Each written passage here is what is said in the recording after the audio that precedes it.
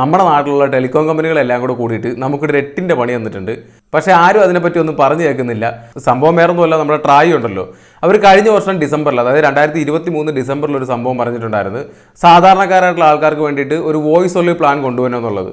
അത് വേറെ ഒന്നുള്ളതുകൊണ്ടല്ല, ഇപ്പം നെറ്റ് യൂസ് ചെയ്യാത്ത ആൾക്കാർ, സാധാരണ ചെറിയ ഫോൺ യൂസ് ചെയ്യുന്ന ആൾക്കാർ, കോൾ മാത്രം വിളിക്കുന്ന ആൾക്കാർ, അവർ അനാവശ്യമായിട്ട് യൂസ് ചെയ്യാത്ത ഇന്റർനെറ്റിന് വേണ്ടി പൈസ കൊടുത്തുകൊണ്ടിരിക്കുകയാണ്. ഏകദേശം ഇന്ത്യയിൽ 15 കോടിയോളം ജനങ്ങളാണ് ഈ നോർമൽ ഫോൺ, സാധാരണ ഫോൺ യൂസ് ചെയ്യുന്നതെന്ന് പറയുന്നത്.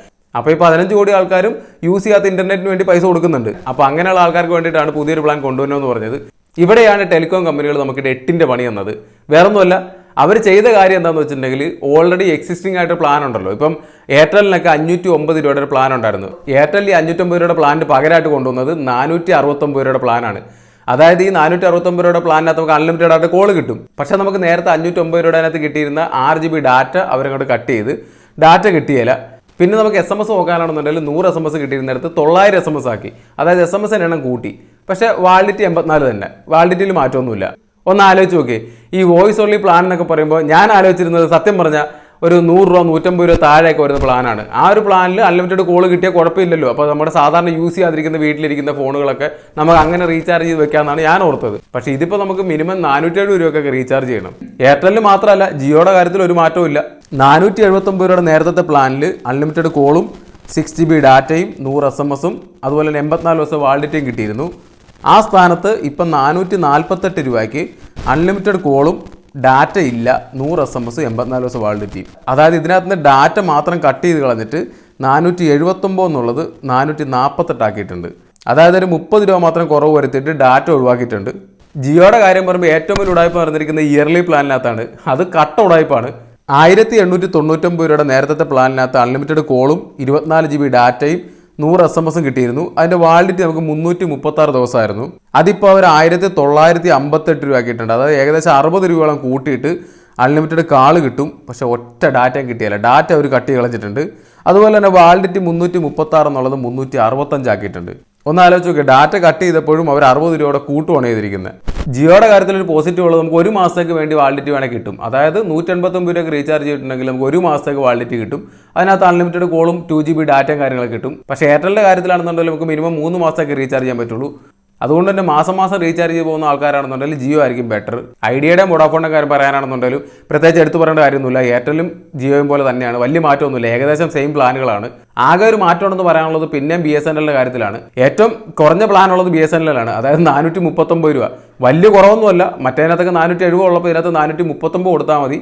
90 ദിവസം വാലിഡിറ്റി കിട്ടുന്നുണ്ട്, അൺലിമിറ്റഡ് കോൾ കിട്ടുന്നുണ്ട്, ഡാറ്റ ഇല്ല, അതുപോലെ തന്നെ SMS കാര്യങ്ങളൊക്കെ കിട്ടുന്നുണ്ട്. BSNL വരുമ്പോഴും അങ്ങനെ ഭീമമായിട്ടുള്ള കുറവൊന്നുമില്ല.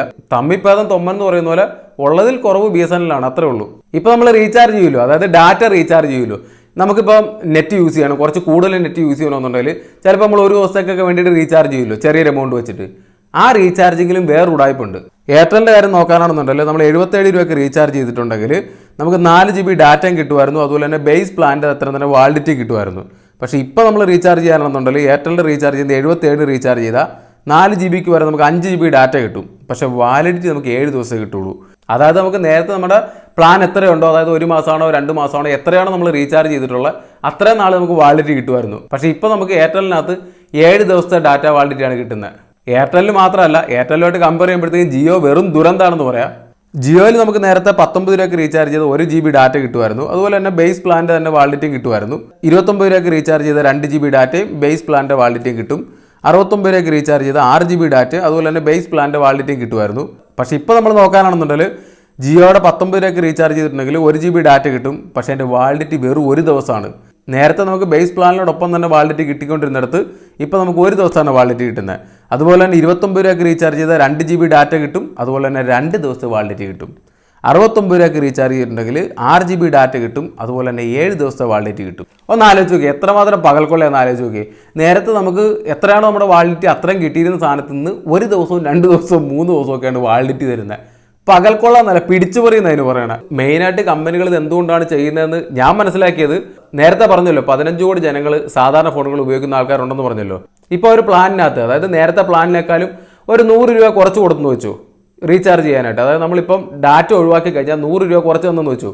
അങ്ങനെ അവർ തന്നിട്ടുണ്ടെങ്കിൽ ഈ 15 കോടി ആൾക്കാർ അത് റീചാർജ് ചെയ്യുമ്പോൾ ഏകദേശം 3 മാസം കൊണ്ട് അവർക്ക് 1500 കോടി രൂപയാണ് നഷ്ടം വരുന്നത്. നഷ്ടമെന്ന് വെച്ചാൽ ഇപ്പോൾ അവർക്ക് കിട്ടിക്കൊണ്ടിരിക്കുന്ന എമൗണ്ടിൽ നിന്ന് 1500 കോടി രൂപ കുറയും. അത് ക്വാർട്ടർലി ആണ്. അത് ഒരു വർഷത്തെ നോക്കുകയാണെന്നുണ്ടെങ്കിൽ ഏകദേശം 6000 കോടിയോളം രൂപയാണ് അവർക്ക് കുറയുന്നത്. ഇപ്പോൾ കിട്ടിക്കൊണ്ടിരിക്കുന്ന വരുമാനത്തിൽ നിന്ന് 6000 കോടിയോളം രൂപ കുറയും. അപ്പോൾ സ്വാഭാവികമായിട്ടും ഒരിക്കലും അവരുടെ വരുമാനം കളഞ്ഞിട്ട് അവർ നമുക്ക് വേണ്ടി ഒന്നും ചെയ്തു തരികയില്ല.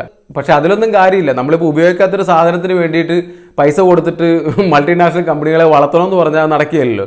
എന്തായാലും മറ്റുള്ള ആൾക്കാരിലോട്ട് ഇങ്ങനെയുള്ള ന്യൂസുകൾ എത്തിക്കാൻ നോക്കുക. അതുമാത്രമല്ല, ഇപ്പം നിങ്ങൾ യൂസ് ചെയ്യുന്നത് വോഡാഫോൺ ആണോ, ഐഡിയ ആണോ, എയർടെൽ ആണോ, അല്ലെങ്കിൽ BSNL ആണോ, അതുമാത്രമല്ല ഏത് പ്ലാനാണ് നിങ്ങൾ റീചാർജ് ചെയ്യുന്നതെന്നും കൂടിയുള്ള കാര്യം ഒന്ന് കമൻറ്റ് ചെയ്തേക്കുക. നമുക്ക് വേറെ വീഡിയോയിൽ കാണാം.